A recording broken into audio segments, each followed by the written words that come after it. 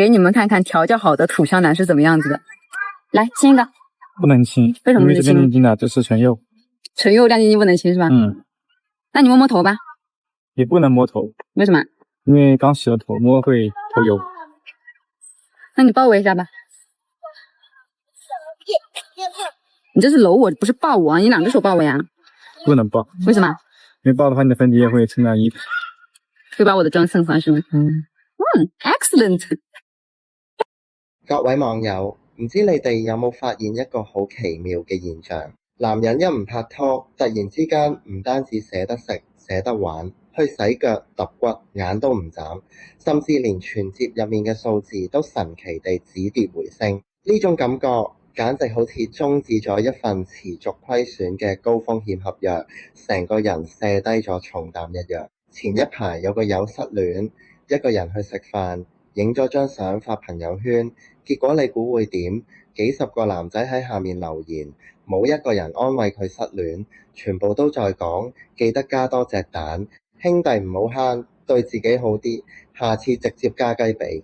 呢啲留言聽落搞笑，但背後嘅邏輯非常真實，因為大家心照，拍緊拖嘅男人簡直係世界上最高度節儉又最失智嘅矛盾體。叫個外賣想加隻雞髀，要猶豫半日；食個10蚊嘅瘦肉腸加蛋都嫌貴，覺得肉痛。但轉頭1到520，啪一聲就發個1314嘅微信紅包，7夕送個帶心風筒3999，生日再加個幾萬蚊嘅名牌手袋，自己對波鞋着到甩底，底都穿埋，都唔捨得換，行路好似乞食咁，但女友身邊嘅裝備就永遠維持喺奢侈品水平。拍拖嘅男人本質上唔係交女朋友，係供奉緊一隻會行會走、吸光你積蓄嘅4腳吞金獸，自己落得一個人形 ATM 嘅終身名銜。但嚟到2026年，成個社會嘅畫風已經完全唔一樣。數據唔會騙人，結婚登記人數10年間跌超50%，單身人口達到2.4億，30歲以下嘅單身男性超過1億。一線城市男性獨居比例持續上升，單身經濟規模衝破3萬億，男性月均消費增速歷史性地首次超越女性。外賣訂單入面，單人套餐佔咗65%，健身市場9000億，寵物經濟3000億，一人旅遊訂單增長30%，男性單人旅遊比例超過55%，去成都、重慶、大理、哈爾濱，人均消費隨隨便便都超過2500蚊。於是乎，一個極度魔幻又諷刺嘅現象出現咗。以前男人分手係流眼淚，依家男人分手係流口水。落到茶餐廳，燒鵝飯32蚊，加雞髀6蚊，加煎蛋3蚊，再嚟一杯凍檸茶18蚊，總共將近60蚊。以前拍拖要留錢買禮物，呢啲極致享受連諗都唔敢諗。依家落單嗰陣，雙眼連眨都唔眨一下，你以為係佢哋人工突然之間高咗，定係突然之間中咗彩票發咗達？都不是，不過係 cut 咗女朋友呢個最高昂嘅負資產之後，男人終於有膽量有資本對自己好一啲啦。原來呢一代男人最先實現嘅唔係買樓自由，亦唔係財富自由，而係雞髀自由。以前嘅男人逢年過節就頭痛，研究7夕要送乜嘢禮物先唔會被發脾氣。依家嘅男人星期六日研究嘅係最新嘅 RTX 5090顯卡。以前星期六日要陪女朋友行街，行到腳軟兼幫手拎幾袋戰利品。依家星期六日踩部單車，一踩就係60公里，風吹過面頰嘅感覺，比聽女朋友發脾氣舒服100倍。有網友留言講得好毒辣，以前我係女朋友嘅 ATM， 每個月準時出糧俾佢，依家我係自己嘅 VIP， 每一分錢都花喺自己身上。聽落好笑，但細思極恐，到底係幾多血汗錢嘅浪費，才換嚟呢句誤導般嘅感慨。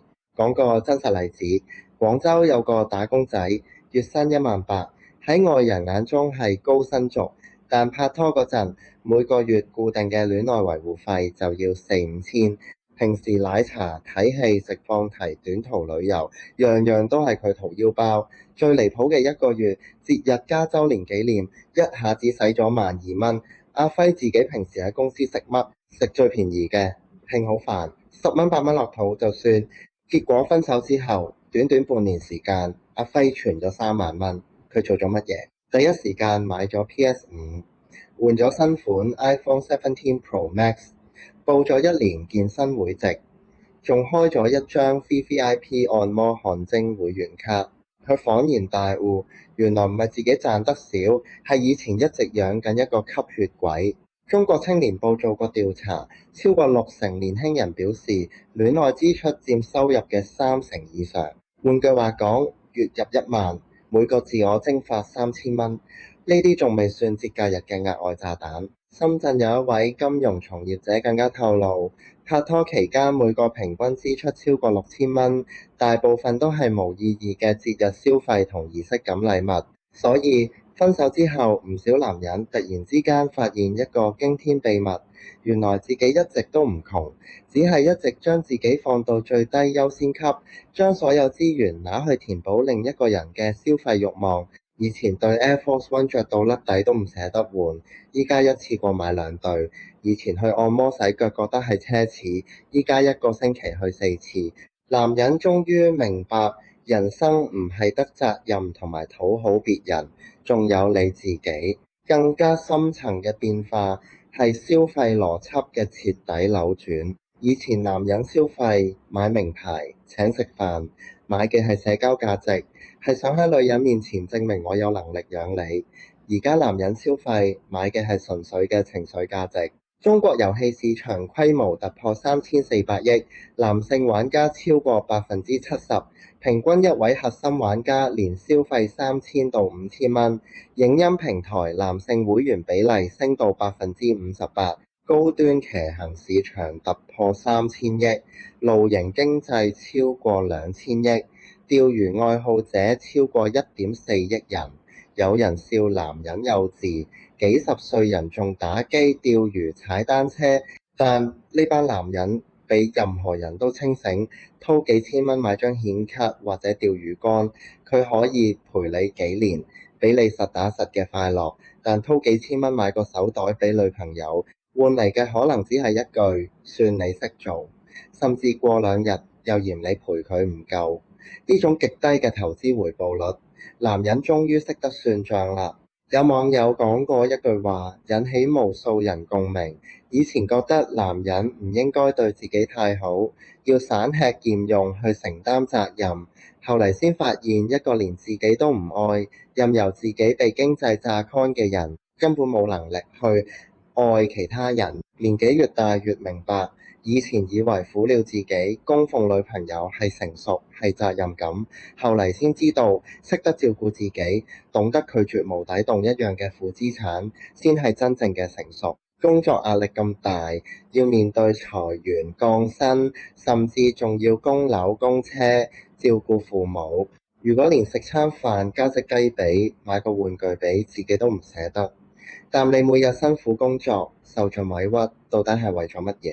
所以男人唔拍拖之後，外賣都夠膽加雞髀，講嘅從來都唔係一隻雞髀咁簡單。呢隻雞髀係一代男人嘅覺醒，賺錢唔係為咗做其他人嘅 ATM， 亦唔係為咗討好嗰啲永遠滿足唔到嘅儀式感。有時候獎勵自己一份燒鵝飯、一杯凍檸茶、一隻雞髀、一隻煎蛋，喺自己嘅世界裏面做主宰。